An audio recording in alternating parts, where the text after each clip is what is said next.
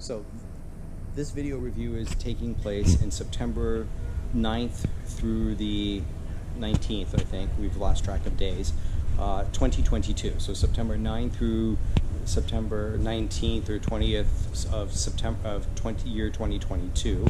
And so we're doing the Northern Raja Ampat tour. In terms of temperatures, my personal view is that I'm perfectly fine in a 3 mil full wetsuit with booties. You can actually wear gloves here, and you might need to wear gloves on certain days when there's high current. For the morning dive, first morning dive, and the night dive, I also tend to wear a 2 mil vest, and that's perfectly fine. Other people are perfectly fine in typical 3 mil, 5 mil wetsuits. You really don't need anything more than that, and you know, most people, as I said, are getting away with just 3 mil wetsuits. Other things I would say is that you should have a light for sure. They will provide you with a Nautilus GPS, and they'll also provide you with an SMB. You know, I would also recommend for your trip that you bring a reef hook. If you don't have it, you can purchase a reef hook on board, but obviously it'll be a little bit more expensive. And then on top of that, also bring a tickler stick or, you know, some type of stick to hold yourself up or to do some pointing. There's a lot of macro here, and then, you know, when you want to look at stuff, you may actually have to point out to your dive buddies, you know, what you're looking at. But the stick is also good in some of the drifts and some of the current, you know, that may be here. So bringing from home, bring your standard equipment, you know, fins, mask, snorkel. If we don't use really snorkels at all, BCD, you know, bring a reel, an SMB if you want. If not, they will provide you with that. Bring a tickler stick. If not, you can purchase a tickler stick on board. You know, your wetsuit is up to you to design. Some people are wearing hoods. Most people are not wearing hoods. I would recommend some type of skull cap, and that is only reason is that it's very, very sunny. We're in Northern Raja Ampat. We actually get up to the equator, and we do diving around the equator islands. So that's a lot of sunlight on the top of my bald head here. And you know, obviously wear a hat, or you can wear a skull cap on the tender, and you know, as if you're bobbing in the water for a bit of time too, just protect yourself from the sunburn. You know, please do bring, you know, reef protected sunscreen, you know, and you know, ones that are biodegradable and, you know, good for the environment, so it's not as oily. In terms of other equipment, you know, bring your cameras, GoPros, chargers. You don't need to bring a power strip. They have all the power strips in the camera room, as I mentioned before. You don't actually need a lot of equipment. Okay, so as we begin to wrap up, let's talk about how to get here. The boat departs from Sorong, which is on the far western side of the mainland of Papua, the island of Papua New Guinea. So when you look for Sorong, you're going to see it being on the Indonesian side of the Papua New Guinea island. So the boat will depart on your departure day by about, you know, 2 or 3 in the afternoon. You can start boarding sometimes between noon to 1 o'clock.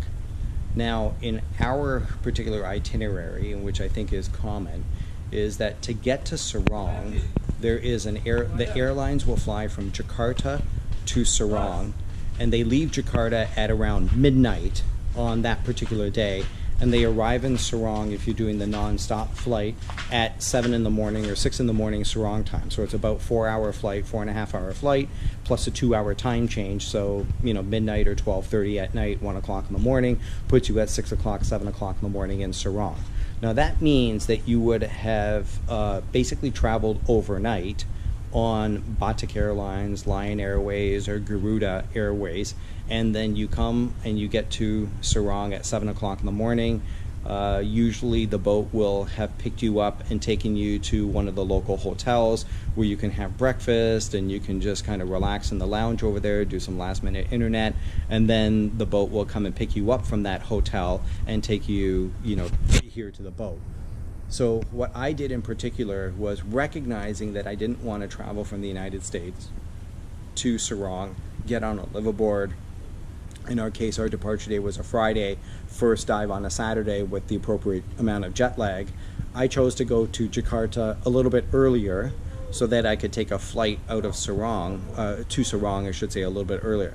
So my particular itinerary, based on the fact that we were boarding on Friday afternoon, I arrived into Sorong on the Wednesday night into Thursday morning flight. So I landed in Sorong at 7 o'clock in the morning. I went to a hotel, spent the day in the hotel, walked around Sorong a little bit. Thursday night in the hotel, woke up at a normal time. By then, the rest of the dive crew had come to the hotel. I met them downstairs, but I had a good night's sleep. Similarly, when I flew into Jakarta, I took a hotel over there, flew a day or so early so I could begin the jet lag process, and if the luggage was being lost en route from the United States. You know, I would recommend that you fly business class if you can to Jakarta ultimately, because, you know, in my particular itinerary, it was Chicagoland to, you know, Tokyo to Jakarta. The Tokyo to Jakarta flight sometimes is a full night flight, so you arrive in Jakarta time at nighttime, and it's too late to make the connection to Sorong. So, any case, my advice is, however you get to Sorong a day early. Take a hotel. Hotel is only $39 to $42 a night. Very easy, and that way you have one good night in the hotel before you board the boat. You've already had one day to recover from jet lag, and there you go. Okay, let's next review the service on the boat. So the previous video talked about the actual boat itself in terms of the operations. Let's talk about the service. The service here is fantastic. The service matches the first class operation of the boat. The service is great. They are very attentive to the needs of the guests. They're very clean, they're very respectful, they're very polite. Everybody says hi. They are absolutely interested in making sure that you have a great time. You're spending a lot of money to come to the Dewi Nusantara. You are expending a lot of time to get here. And as a consequence, the crew bends over backwards. I want to say something about the crew. Many of these crew, most of the crew are Indonesian. We actually happen to have one fellow that is Swiss German, and so he speaks English well, plus German and Italian. But in addition, he speaks Indonesian. But aside from that, though they necessarily may not speak fluent English, they are very accommodating. They're very much understanding. This crew will live on the boat sometimes 5 months on, 1 month off, 5 months on, 1 month off. So it's to their credit that they never get a day off during those 5 months. They're always ready to go. Every time the cruise turns over for a brand new set of guests, you're going to have a new set of personalities with each guest, and they are on top of it. You know, they really respect the guests. They're really here to provide service. So in short, when you think about the Dewi Nusantara, I want to equate it to Emirates first class, or Qatar Airlines first class, Singapore Airlines first class. I am not comparing this to US airlines because for the following reasons. On many of the international airlines, when you fly first class like Emirates, you get a fantastic operation. In other words, the first class plane in Emirates is good, the cabin is good, everything works, the seats are comfortable, etc., etc. And the service on Emirates, on Singapore Airlines, Cathay Pacific, Thai Airlines, the service is just fantastic also. In other words, the service matches.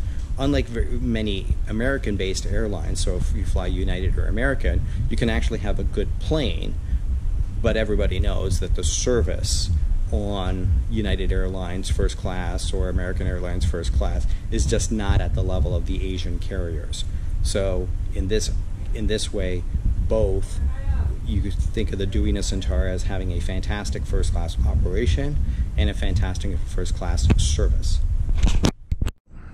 Hi, we're back. So let's talk a little bit about the way the dive operation goes. Because our crew is actually a charter, we know we have everybody on our group, for the 18 people. We have already arranged our groups, and so essentially we have one dive guide per 2, per 3, or up to a max of per 4 groups based on diving skill sets. That dive guide will show you everything, will talk to you about everything, and show you what you need to do. And then you'll also be organized by boat. So when boat 1 is ready to go, they'll say boat 1 ready to go. Everybody goes, with their equipment, or their gear, I should say, down to the boat, and off they go. You never have to worry about too many people in your group, because at least for our charter, You know, as I said, it's a 1-to-2, 1-to-3, or 1-to-4 ratio, and the guides do know what they're doing. Okay, so here we are outside of a village, or maybe a resort. They are diving over at a house reef, you know, outside, which has been voted, I think, one of the best house reefs in the world. The boat will come back, the tender, and they're already ready to go. So in between first breakfast and second breakfast, the dive crew is now ready to go. Everything has been cleaned. Breakfast is already set up, as you can see. You know, the towel bin ready to go. The 2 massage chairs are ready to help dry you off. And the crew is just ready to receive. Now, in terms of diving operations, I have found that the crew of the Dewi Nusantara to be fantastic. It really is a first class. So in terms of level of service, the service is truly first class. It is outstanding. We have guests of 18 on board, and there's a crew of 22 that are ready. There's a lot of activity here behind the scenes that you just will never see, you know, done by the crew, and it's just fantastic. In terms of diving, the dive guides will be responsive to the needs of the divers. So if you're a relatively new diver or you're an experienced diver, they'll show you, they'll tell you everything you need to know in terms of whether you want macro or wide angle for your cameras, or they'll try to point out that which they can. Again, you know, trying to understand. I will say that during the first couple dives, they are evaluating you. They're checking your buoyancy. They're making sure whether you're just flailing in the water and damaging, you know, corals and hitting the bottom, or plummeting, or whether you're bouncing to the top, and they will adjust accordingly. They help with the equipment. Again, it's fantastic. In terms of the diving operation, in terms of the guides, as I mentioned before, it's 1-to-2, 1-to-3, or 1-to-4. Hey, back. So let's kind of recap the Dewi Nusantara from the facilities perspective, or the boat itself. The boat itself is first class. I have been on many liveaboards, and I have never been on a liveaboard, you know, that is as nice as this. Frankly, every other liveaboard is going to go downhill. So if you're looking from an accommodations perspective, you should think of the Dewi Nusantara as Ritz-Carlton style of appointments, luxury, you know, in terms of liveaboards, of course. It is just fantastic. And it's not to say that any other liveaboard is worse or sucks. Rather, just like in the hotels, you can stay at a Ritz-Carlton, like the Dewi Nusantara, or you can stay at Marriott's. You can stay at Hilton's, you can stay at Hyatt's. They're perfectly fine. They're perfectly adequate. You know, I've done the aggressor fleets, you know, aggressor boats many times before. That is a different level, and that's a very nice mid-scale liveaboard operation. But from the Dewi's perspective, when you think about the size of the boat, the width of the boat, the length of the boat, the stability of the boat, the absolute beauty of the boat with all the wood trim. You think about the size of the lounges, you're not on top of each other. The size of the camera room, where you have all of your 110 and 220 volts. Talk about the actual operations and the facilities of the boat. You're talking about truly a first-class destination. Would I recommend the Dewi Nusantara? Absolutely. Okay, so let's talk about a couple of other things also important in a liveaboard, and that's the food. So this is the remnants from breakfast. The first dive group has already gone out. I chose not to do dive number 1 in the morning, so I can do this video review. In terms of lunch, lunch will be set up here. There'll be a chalkboard set up with the menu. Lunch will always have some type of rice or potatoes, vegetables, probably a fish dish of sorts, chicken dish of sorts. There's countless number of spices and sauces that you can put on the side. The food here at the Dewi Nusantara is absolutely fantastic. I mean, it's first rate. Never has had a problem with the food at all. Never been too spicy, never been too bland. Selection has been excellent. In terms of the dinner, as I mentioned, is full service dinner, sit down dinner. You will have your dinner outside, and that will be served to you. Let's go back and review food again. At 6 o'clock in the morning, continental breakfast will be set up. There'll be toast, there'll be some bread, there'll be fruit, there'll be granola, a little bit of muesli if you need, and there'll be coffees, teas, juices available for you for continental breakfast to get you going. During the lunchtime, you'll come in here and you'll do buffet style. Excellent number of choices. Again, no lack of food. For dinner menus will be printed on one of the whiteboards outside on the main deck area, and then it will be served to you. Again, you'll start with a soup dish, then you'll have a salad dish, the main course, and then a dessert. And again, the food is fantastic. You will never go hungry. They include 1 glass of wine, red or white, with the dinner. If you want additional glasses of wine, then that becomes an extra charge. So in terms of the alcohol policy here is that they do have a bar. The chef will actually be your bartender, and you just pay as you go. So if you want martinis, he'll make it for you. If you want rum and coke, you want Kahlua and cream, they have a bar here, but he will manage it. It's not self-serve. On the other hand, the beer, as I mentioned before, the Bintang, currently it's the Bintang Bali beer, is all available in the fridge. You just grab and go as you need. Pop, Sprite, tonic water, juices, milks are always available 24/7.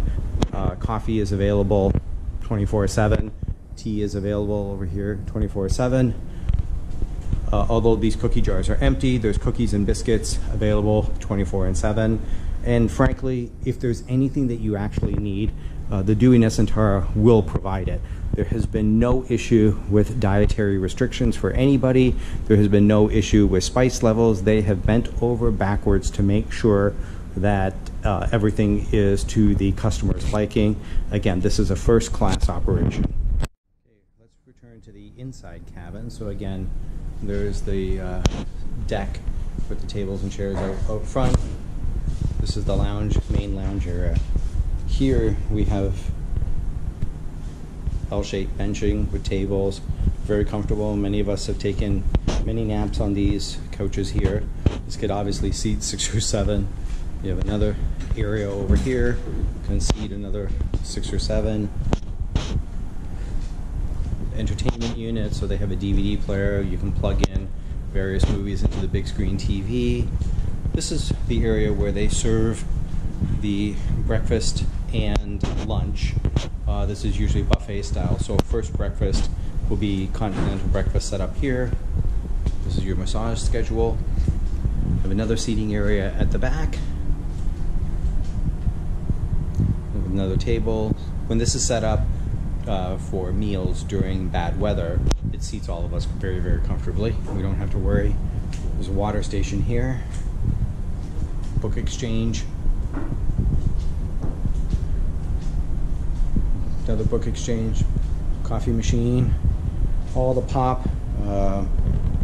This is morning, so we already drank the beer that was in there, but there's free beer down there. Coffee and tea is always available 24/7. There's mugs down there. And then when you come into the main lounge, this is the access point to the cabins. Each cabin, fits 2 people. These are side-to-side configurations. And so again, this is the main lounge. Very, very spacious in terms of liveaboards. Very nicely appointed. This truly is a first-class boat. Okay, let's talk about telecommunications. We happen to be close to land, but we are on the northern Raja Ampat tour. So we actually go quite far north. We're in very isolated areas. The assumption is and should remain that when you're in the northern parts of Raja Ampat, is that you should assume no cell signal, no internet access for the duration of your stay. If you are lucky, you may approach a village that may have some type of Indonesian cell service, of which then your mobile phone might be able to pick up.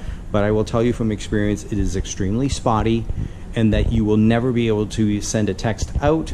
You might be able to get one text in. Certainly you will not be able to check email.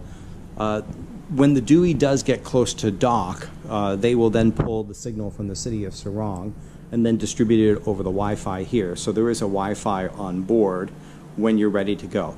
But again, in terms of telecommunications, you should not assume that, unless based on your plan, of course, is that you will be able to pull the Indonesian cell service unless you're really, really close to land. And as I said before, we've been out for 12 days, and only for maybe 5 minutes were we able to pull a signal one time. But again, you're not able to send any texts out, certainly not be able to download emails to your computer or post videos to TikTok or whatever else you want to do. Overnight tanks are stored along here. On our boat we have 18, so we have 9 on this side, 9 on the other side. This is one of the hallways that go into the lounge, as you can see. Stairways that go up to the back deck into the bridge. So continuing on. There's a bathroom at the back, isolation, and that's actually the master suite, right? So that's on the main floor as opposed to the cabin levels. Okay, so now we've walked into the master cabin, courtesy of our friends that were let us here. So as you can see, it faces the stern. That's the same L-shaped seating, seats at least 6 comfortably. No, you can nap on it. This is the view out of the stern. You truly are at the back of the boat. And then there's a very large king-size bed. We're told this is a comfortable beanbag chair, but once you get in, you can't get out. There's a bathtub and your vanity and your toilet at the back and shower stalls over here. Again, very nicely appointed, nice sitting area, portholes, windows, excellent view. Okay, here we are now in the lower deck. We came down the stairs from the main lounge. There's cabins on either side. It's actually quite a very spacious hallway. The bow side, there is a fire escape hatch that actually goes up to the main lounge area, right where the camera table was, and where we were eating breakfast. We're gonna go into my cabin here. So, turn on the lights. So, in terms of the cabin, it is very, very spacious. As you can see, there's a desk and a chair. 2 side-by-side beds, not bunked. There is a lot of room in here, right? So as you can see, it's like, pace-wise, it's just 1, 2, 3, 4, 5, 6, almost 7 different steps. You have a closet for hanging, you have drawers, you have cubby spaces if you need, individual air conditioning. There's also laundry service available. In terms of the porthole, there's lights over the bed, room lights. Let's go into the bathroom here. So the bathroom, again, is very, very spacious. There's a toilet, very well done. Sink, grohe, faucets, full shower, including the amenities there. Sorry, let's lock this. Unlock it. Comes with the shampoo, body wash, and conditioner. Multi-powered shower heads. Again, the very, very hot water. Excellent hot water. Very spacious bathroom. There's a garbage down here. But again, you're not climbing it out over anybody. Nice wood everywhere.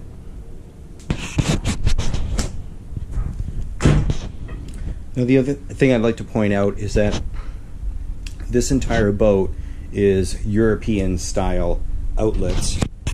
So if you do want to do any charging in your room, you need to either have an adapter, but it's the European style 2-pin adapters.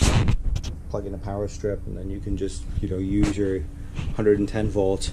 Again, you don't really need to do this in your room because you have the camera room fully available. From a safety perspective, You know, you have your life jacket over there, very comfortable pillows, very comfortable bed. You know, again, very well appointed. So again, here's the main deck. Everybody has numbered cubbies based on your cabin, so it's 5A, 5B, 3A, 3B, or etc. Even numbers are on the opposite side. So you have a bench. This is the main deck here. Camera rinse tank, BCD booty rinse tank, hangings for all of your equipment, whiteboard for a dive briefing. This is the agenda. Usually every morning, all 4 dives will be written here. There's also an air tank so that you can blow out and dry your equipment, like your cameras. So here's your view.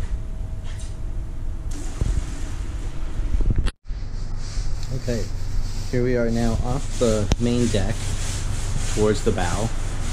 Is another water machine, right? And then this is the camera and electronics room. All charging has to be done in this room. There's actually really no need for you to do any charging in your cabin. In addition, this is you know, crew quarters, which we won't do, go downstairs. There's another marine head here at the bow. So on the main deck, there are the 2 marine heads, one at the bow, one closer to the stern, closer to the master cabin. But as you can see here, so for example, this is my charging station. You have charging stations, you have voltage meters.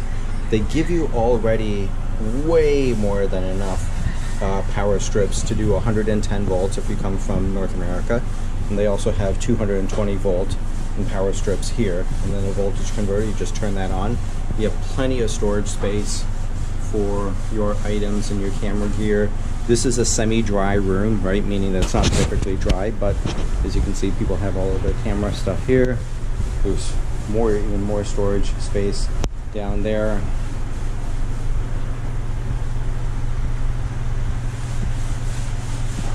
So there's more than enough people. We have 18 people on our trip, and there's more than enough space for everybody to have all of their gear. So again, here's a view from the bow. Yeah, a couple of hammocks, sun chairs.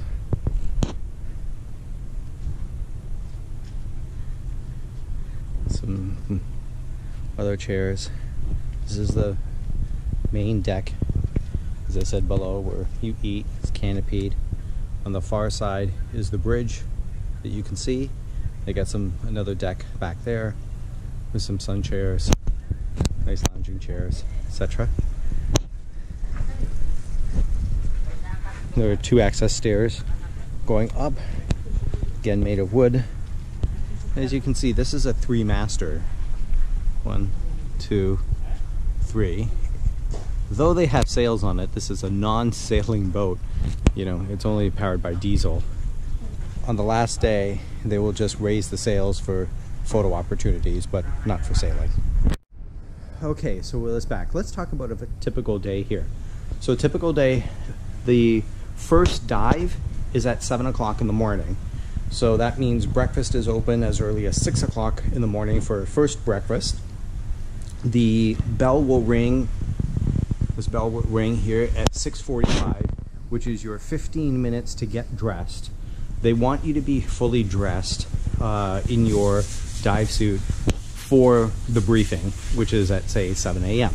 At which point they will go through the location. They'll tell you what the daily itinerary will look like. By then you would have already docked. They'll go through the map. And so in terms of that, you should just be aware that 6 o'clock in the morning, you should be getting up, you know, whatever, 10 after 6, having first breakfast inside, which is continental breakfast, tea, coffees as usual, juices. And then you'll be ready for 6:45 for the briefing. I mean, it's 7 o'clock for the briefing, and then you'll be already donned with your gear. Okay, so the next stage in the getting ready is that you have your bucket here. In my case, it's 5A. And then I have my bucket here, which has my stuff in it. my rinse mask and whatnot. And so in terms of getting ready, what they ask you to do is put on any wetsuits, rash guards, you'd put on any gloves, you would put on, get your mask ready to go, anything that has to go in your pocket. Cameras will be put here, and as you can see, there's only one camera. Cameras will be put here in front, and it'll be divided into boat 1 and boat 2.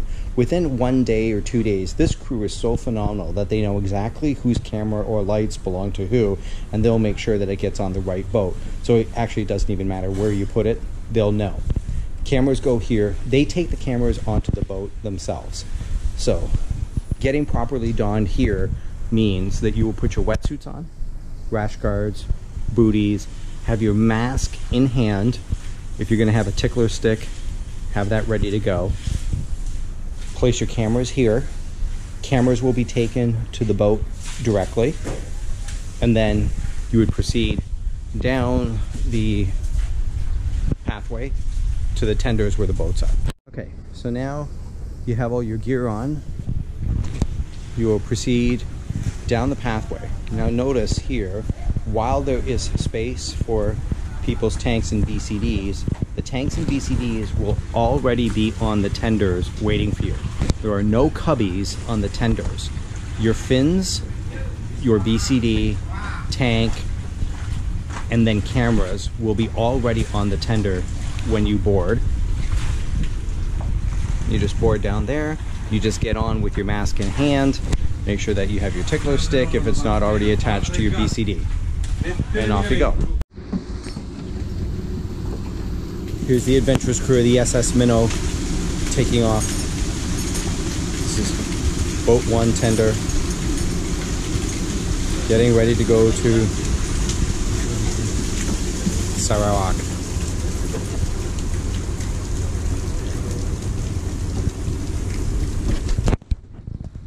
You're now returning from a dive. You'll have taken off your BCD, it's on the boat, tank is on the boat. Carry mask in hand, leave your fins on the boat, take your mask in hand. If you want to bring your light or tickler stick with you, fine. If not, just leave it on the boat, they'll collect it. Come back up. You'll doff all your gear, hang it as appropriate, use the rinse buckets as appropriate, and then you will come back here, and there are 2 rain showers here. This has very nice hot water. I mean, I'm talking, it's nice hot water. It's not just seawater coming in or ambient fresh water. It's nice hot water coming in. It's very refreshing after a first morning dive or the 7 o'clock dive. Then what will happen is that you'll come, you'll doff all your gear, and over here, they're gonna have 2 chairs already set up. I'll take a video of that later. And that they'll have the towels all ready for you to dry off. They offer like a little quick massage service, so they'll just kind of wipe you down a little bit. They'll massage your neck a little bit, and then, it's part of the fantastic service that they provide here on the Dewi Nusantara. And then you're ready. Okay. We're about to get the tender. Crew's all here, waiting to cheer everybody on. There they come. This is happens to be boat number 2.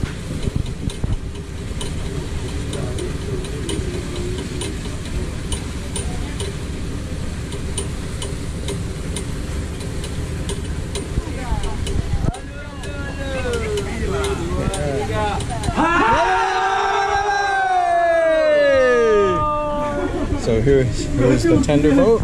It's a nice cheer as you come back. And again, it's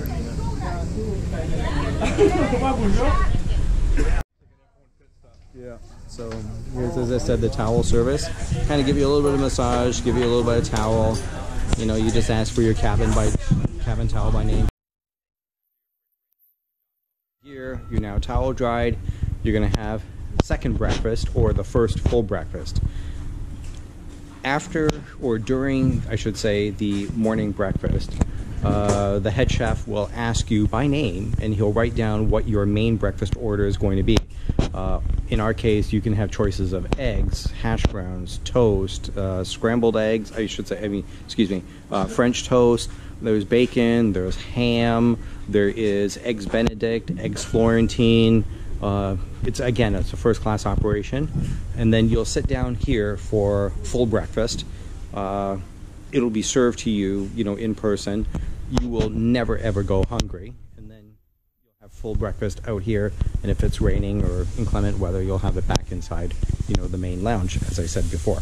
You'll have main breakfast here.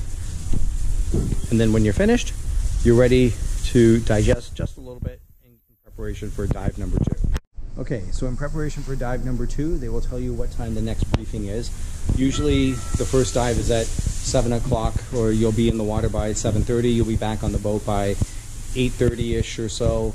And then, you'll have breakfast. The next briefing will probably be about 10:30, so the dive will happen shortly thereafter.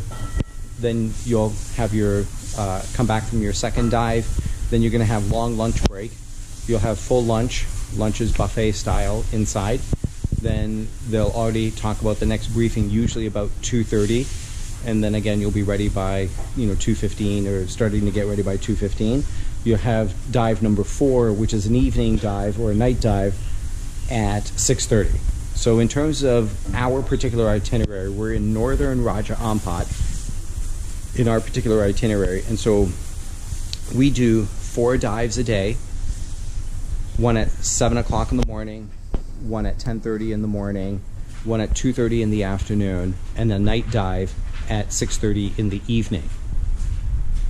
So on our itinerary, because we're also here for the 12 days, we will get 38 dives in if everything goes well. Okay, so now let's assume you've come back from the afternoon dive. When you come back from the afternoon dive, the chef, will have already made, some post-dive snacks. They'll be laid out here, and you can just enjoy until dinner time. You'll also inform the crew leaders or the dive team whether you will be doing the night dives or not. If you choose not to do the night dives, then your equipment will be brought back up, posted along the side, cleaned and rinsed and ready for tomorrow morning. If you're going to choose to do the night, if you don't choose to do the night dive, as your equipment is being up, you will then be served first dinner along with everybody else at the normal dinner time, around 6:30, 7 o'clock. If you choose to do the night dive, you will then come back, and by the time you board after the night dive, the first dinner crew will have been finished, and then you have basically a late dinner.